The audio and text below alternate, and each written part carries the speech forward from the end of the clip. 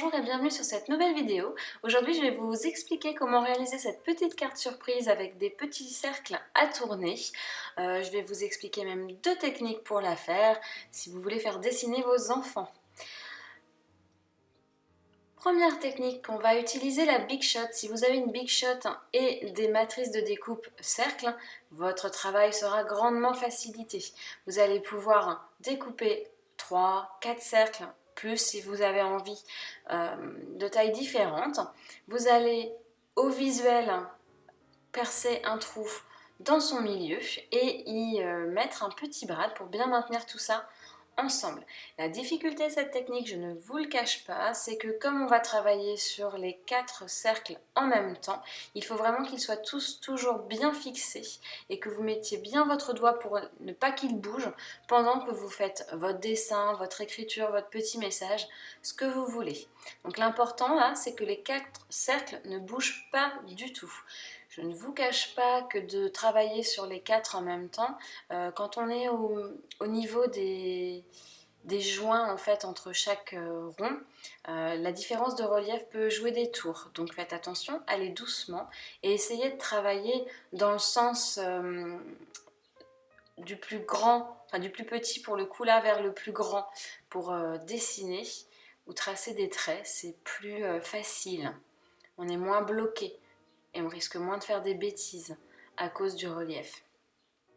Donc j'ai pour ma part là pour le petit message dessiné papa, évidemment là j'ai fait des cartes pour la fête des pères mais ça peut être n'importe quel thème. J'ai tracé avec un feutre un petit peu plus foncé, vous voyez sur le haut pour créer une sorte de petit dégradé. Et puis après avec un feutre fin noir je trace tout le contour. Ça fait vraiment ressortir le mot, ça donne du relief. Alors encore une fois, méfiez-vous du passage de chaque cercle pour ne pas être bloqué par le relief. Alors comme c'est intéressant de travailler sur les différents cercles, n'hésitez pas à superposer des motifs qui jouxtent, enfin qui sont sur les différentes tailles de cercles pour que la forme soit rigolote à reconstituer. J'ai également fait une petite arabesque sur le bas, encore une fois pour jouer avec les différents cercles et pour avoir des motifs qui se trouvent vraiment à cheval sur plusieurs cercles. Comme pour les lettres des mots, j'ai repassé un feutre fin noir sur tout le contour de mes petits motifs. J'ai ajouté des petites étoiles, des petits points. Ah, c'est purement déco.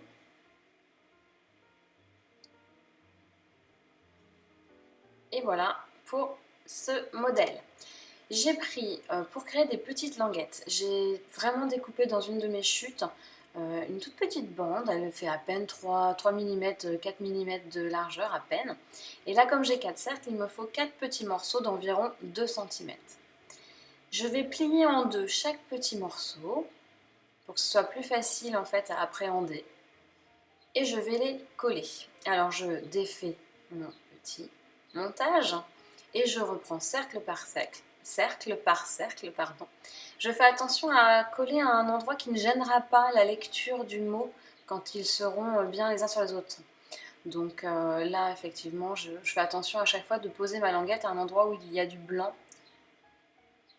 et que le bout de la languette ne gêne pas.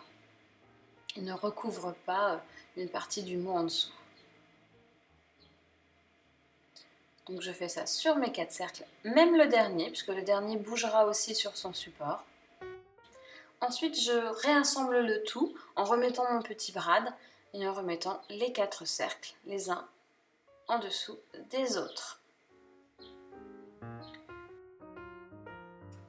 Voyons maintenant la deuxième méthode qui peut aussi s'utiliser avec la première pour le dessin.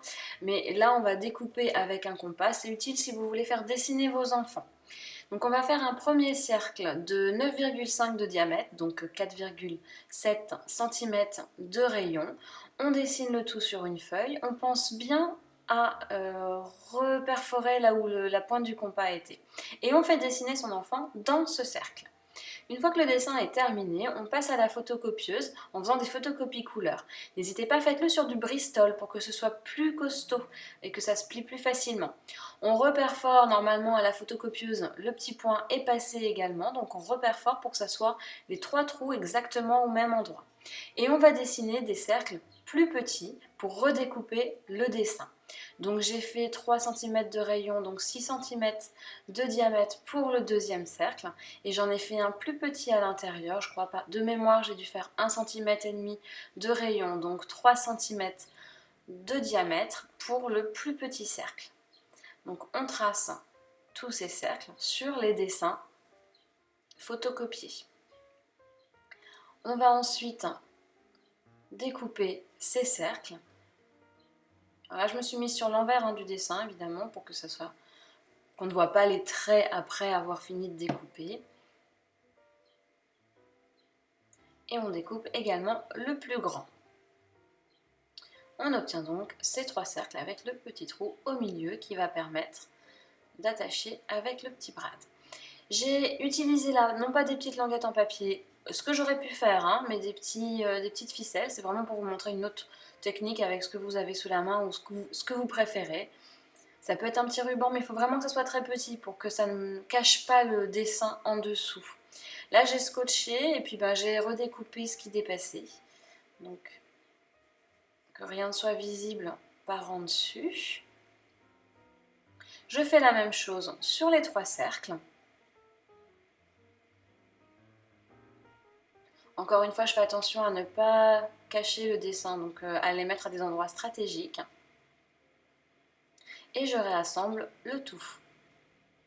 Voilà ma deuxième petite roue qui est prête avec ces petites ficelles en guise de languette. Pour décorer le devant de la carte, vous pouvez faire exactement ce que vous voulez.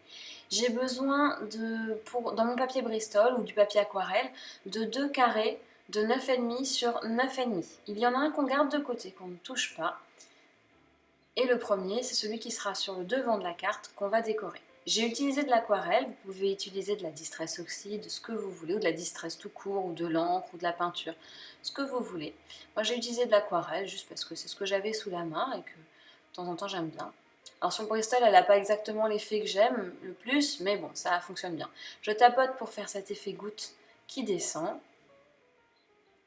Plus vous mettez de l'eau, plus vous aurez cet effet. Et j'ai également, alors c'est pas le deuxième carré que j'utilise là, c'est vraiment une chute. J'ai vraiment sur cette chute colorisé toute la surface. Là c'est pour pouvoir faire mes tamponnages, avoir un fond pour mes tamponnages qui soit coordonné au niveau de la couleur. Quand tout est bien sec, j'ajoute une petite feuille, une petite découpe de feuilles et je tamponne. Là c'est 2 tampons Florilège Design, des très vieux d'ailleurs, une étiquette et un mot bonne fête. En général je l'ai fait 2 fois au cas où je me rate. Une fois, j'en ai toujours un deuxième d'avance. Je fais tout bien sécher au heat gun pour ne pas en mettre partout après avec mes doigts quand je découpe. Et je découpe un exemplaire de chaque. Évidemment, le reste, je ne le jette pas, je le garde et puis je le réutilise pour d'autres cartes.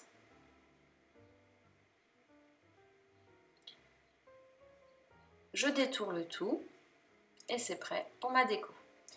Le petit bonne fête, évidemment, j'ajoute toujours mon petit trait de crayon, histoire de lui redonner un peu plus de contraste. Et je vais donner ce petit tour de crayon également sur mes 2 carrés de papier. Celui qui sera sur le devant et le deuxième qui est vierge et qui sera à l'intérieur. C'est un petit carré qui sera là si on veut écrire un petit mot, un petit message. Ensuite, je vais coller mon petit feuillage. Alors, tout ça, c'est pas obligatoire, vous le faites si vous voulez. Vous pouvez également tamponner le fond avec des petits tamponnages de fond si vous le souhaitez. Mon petit fil à coudre, ma petite étiquette. Je vais faire mes petites gouttelettes, mais mes petites gouttelettes, je les fais avant de poser le mot bonne fête dessus, pour être sûr que les gouttes ne viennent pas empêcher la lisibilité du tampon sur lequel est écrit bonne fête. J'utilise pour ce faire-là de l'encre de Chine, j'aurais pu utiliser un néocolor également. Je vais ensuite coller le petit tampon sur le dessus. Pour la structure de la carte, j'utilise du papier noir assez rigide. Le mien est en A4, donc le 21 cm est déjà tout fait.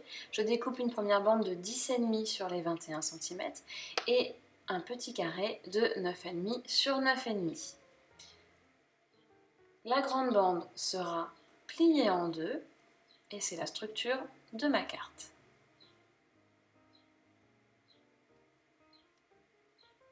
Qui fera donc 10,5, c'est un carré de 10,5 de côté.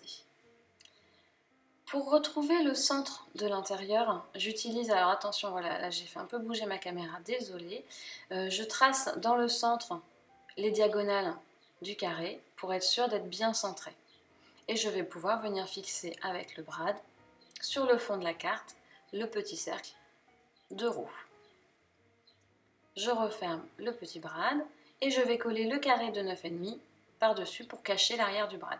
Je fais attention à ne mettre de la colle que sur le contour pour ne pas empêcher le brad de tourner au centre. Et voilà le petit puzzle à reconstituer. Je n'ai plus qu'à coller sur l'autre partie intérieure le papier vierge pour écrire le message et sur le devant la décoration de la carte. Cette petite carte est maintenant terminée. Vous pouvez évidemment l'adapter à plein de situations et la décorer de 1000 façons différentes. J'espère que cette petite carte vous a plu, que son explication n'a pas été trop compliquée et je vous dis à bientôt.